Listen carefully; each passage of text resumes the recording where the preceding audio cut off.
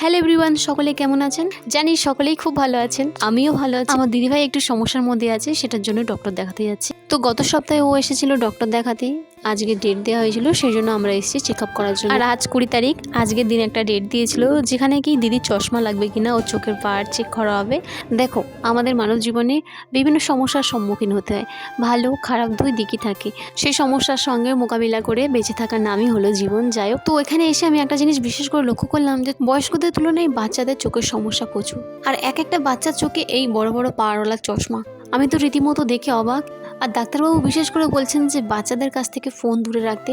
তাই প্রত্যেকটা মায়েদের বলবো যে বাচ্চাদের যত কম ফোন দিতে পারো ততই ভালো। যাই হোক, অনেক কথা বলে ফেললাম। সমস্ত কাজ সেরে আমরা চলে গিয়েছিলাম উলুবেড়িয়ায়। আর আমাদের উলুবেড়িয়া কালীবাড়িতে খুব বড় করে রাসের মেলা বসে, তাই ভাবলাম একটু রাসের মেলায় ঘুরে আসা যাক।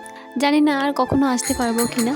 আর দিনের বেলায় সেরকম কোনো মেলা বসেনি, অনেক দোকান বন্ধ আছে, দু একটা দোকান খোলা আছে যেখান থেকে কয়েকটা জিনিস খাবার নিয়েছি। আর রাসমেলার মেন আকর্ষণীয় জিনিস হলো এই পৌরাণিক থিমগুলো, যেগুলো রাত্রিবেলা দেখতে ভীষণ ভালো লাগে। সেই সকাল 9:30টায় বেরিয়েছি, অল্প কিছু খাওয়া দাওয়া করে বাড়ি থেকে বেরিয়েছিলাম। ওর বাইরে আসলেই আমার ফুচকা, ঘুগনি, আইসক্রিম এসব খাবার মনে হয়। যাই হোক, আর শীত তো পড়েই গেছে, মেলা থেকে সেরকম কিছু নেওয়া হয়নি, শীতের টুকিটাকি কিছু জিনিস কেনা ছিল, সেইগুলোই নিয়েছি। এই দেখো, তো বাস চলে এসছে, বাসে কি করব তাই তোমাদের জিনিসগুলো দেখিয়ে দিলাম। কেমন হয়েছে জানিও, দেখা হবে নেক্সট ভিডিওতে।